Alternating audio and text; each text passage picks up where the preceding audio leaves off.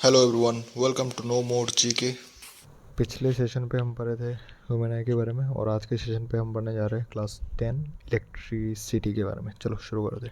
आज हम एक ऐसे सफर पर निकलने वाले हैं जो दिखता तो नहीं पर हमारी पूरी दुनिया को रोशन करता है। जी हाँ, ये है इलेक्ट्रॉन का सफर। सोचिए, हम इसे हर पल इस्तेमाल करते हैं, पर ये बिजली आखिर है क्या चीज? ये सवाल जितना आसान लगता है ना, उतना ही गहरा है। यही तो है जो हमारे फोन से लेकर हमारे शहरों तक हर चीज को चला रही है। तो चलिए, आज इसी बुनियादी सवाल का जवाब ढूंढते हैं। तो देखिए, असल में बिजली का सारा खेल जुड़ा है एक चीज से, और वो है इलेक्ट्रिक चार्ज। बस इसी चार्ज की मौजूदगी और उसके बहने को ही हम बिजली कहते हैं। मतलब जब ये चार्ज, खासकर इलेक्ट्रॉन, एक लाइन में चले लगते हैं तो बस बन जाती है बिजली। तो अगर बिजली एक कहानी है तो हमें इसके हीरो से तो मिलना ही पड़ेगा, है ना? और इस कहानी का हीरो है एक बहुत ही छोटा सा कण, इलेक्ट्रॉन। अब ये जो चार्ज है ना, ये कोई बाहर से आई हुई चीज नहीं है। ये तो एटम के अंदर जो कण होते हैं ना, जैसे प्रोटॉन और इलेक्ट्रॉन, उनकी अपनी एक खासियत है, बिल्कुल वैसे ही जैसे हमारा वजन होता है। और इसी चार्ज की वजह से ये तय होता है कि वो एक दूसरे की तरफ खींचेंगे या एक दूसरे से दूर भागेंगे। और यहाँ एक बहुत मजेदार नियम काम करता है। चार्ज दो तरह का होता है, पॉजिटिव और नेगेटिव।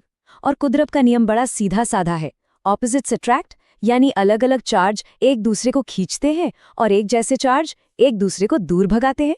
बस यही सिंपल सा नियम पूरी बिजली की दुनिया की नींव है। तो सवाल ये है कि चार्ज आता कहाँ से है? तो चलिए एक एटम के अंदर झांकते हैं।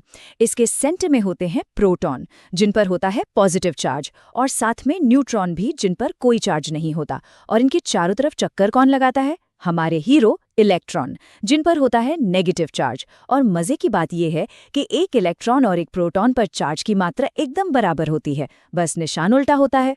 अच्छा, तो ये एक दूसरे को कितनी ताकत से खींचेंगे या धकेलेंगे, ये तय करता है कूलम का नियम। समझिए, ये बिजली की दुनिया का ट्रैफिक रूल है। रूल सिंपल है, जितना ज्यादा चार्ज और जितनी कम दूरी, उतना ही जबरदस्त होगा ये फोर्स। ठीक है, तो अब हमारे पास चार्ज भी है और हमें ये भी पता है कि वो एक दूसरे पर फोर्स कैसे लगाते हैं। पर एक जगह रुके हुए चार्ज से तो हमारा बल्ब नहीं जलेगा, है ना? हमें इन्हें चलाना होगा, एक बहाव देना होगा। और बस जब ये चार्ज यानी हमारे इलेक्ट्रॉन किसी तार में बहना शुरू कर देते हैं, तो इसी बहाव को हम कहते हैं इलेक्ट्रिक करंट। इसे समझने का सबसे आसान तरीका है पानी का पाइप। करंट का मतलब है कि एक सेकंड में उस पाइप से कितना पानी बह रहा है। जितना ज्यादा पानी, उतना ज्यादा करंट। पर सोचिए, पाइप में पानी अपने आप तो बहेगा नहीं, है ना? उसे एक धक्का चाहिए, एक प्रेशर चाहिए। बिजली की दुनिया में इसी धक्के को, इसी प्रेशर को कहते हैं वोल्टेज। जितना ज्यादा वोल्टेज, उतना ही मजबूत धक्का, और उतनी ही तेजी से इलेक्ट्रॉन भागेंगे। और इसी कहानी में एक तीसरी चीज भी है, रेजिस्टेंस, यानी रुकावट। हर रास्ता एक जैसा नहीं होता। कोई चीज करंट को आसानी से बहने देती है तो कोई उसे रोकती है। यही रुकावट रेजिस्टेंस है। हमारे पाइप वाले उदाहरण में अगर पाइप बहुत पतला हो जाए तो पानी को बहने में जोर लगेगा। बस यही है हाई रेजिस्टेंस। और मजे की बात यह है कि ये तीनों खिलाड़ी, वोल्टेज, करंट और रेजिस्टेंस, एक बहुत ही सिंपल से लेकिन बहुत पावरफुल नियम से जुड़े हैं, ओम का नियम। V = I/R। ये छोटा सा फॉर्मूला, इसी पर पूरी इलेक्ट्रिकल इंजीनियरिंग की इमारत खड़ी है। तो चलिए अब इन सभी टुकड़ों को जोड़ते हैं और देखते हैं कि एक पूरा काम करने वाला इलेक्ट्रिक सर्किट बनता कैसे है। तो करंट को बहने के लिए एक रास्ता चाहिए, एक हाईवे। और सारे हाईवे एक जैसे नहीं होते। कुछ होते हैं कंडक्टर, जैसे कॉपर का तार। ये समझिए बिजली के लिए एकदम स्मूथ खोला सुपर हाईवे हैं। करंट मजे से दौड़ता है। और कुछ होते हैं इंसुलेटर, जैसे प्लास्टिक या लकड़ी। ये तो बंद गली की तरह है जो करंट को आगे जाने ही नहीं देते। अब सर्किट बनाने के दो मेन तरीके होते हैं। एक है सीरीज सर्किट और दूसरा है पैरेलल सर्किट। डायग्राम में यही दिख रहा है। नाम सुनने में शायद मुश्किल लगे, पर इनका काम करने का तरीका एक दूसरे से बहुत अलग है और बहुत इंटरेस्टिंग भी। तो फर्क क्या है दोनों में? देखिए, सीरीज सर्किट में करंट के लिए सिर्फ एक ही रास्ता होता है। याद है वो पुरानी दिवाली की लड़ियां? एक बल्ब खराब हुआ और पूरी लड़ी बंद। वो सीरीज सर्किट था। दूसरी तरफ है पैरेलल सर्किट। इसमें करंट के लिए कई सारे रास्ते होते हैं। एक रास्ता बंद भी हो जाए तो कोई बात नहीं, करंट दूसरे रास्तों से अपना काम चला लेता है। हमारे घरों में जो वायरिंग होती है ना, वो इसी तरह काम करती है। तो ठीक है, बिजली अब बहने लगी है, हमारा काम भी हो रहा है, पर अब बात आती है इसकी पावर को नापने की और सबसे जरूरी इसकी पावर से खुद को सुरक्षित रखने की।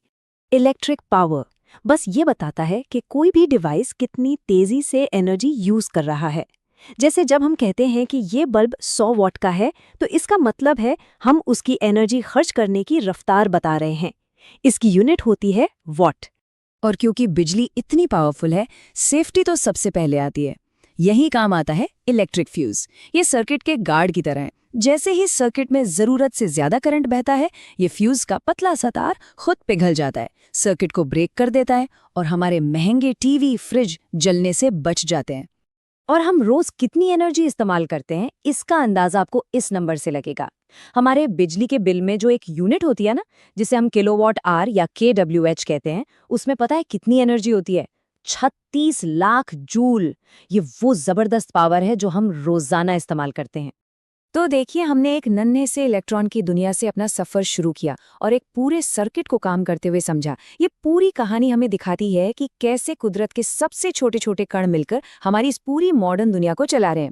तो अब सवाल ये उठता है कि इस शानदार जानकारी के साथ हम भविष्य में और क्या नया बना सकते हैं और क्या रोशन कर सकते हैं। सोचने के लिए एक दिलचस्प सवाल है ना?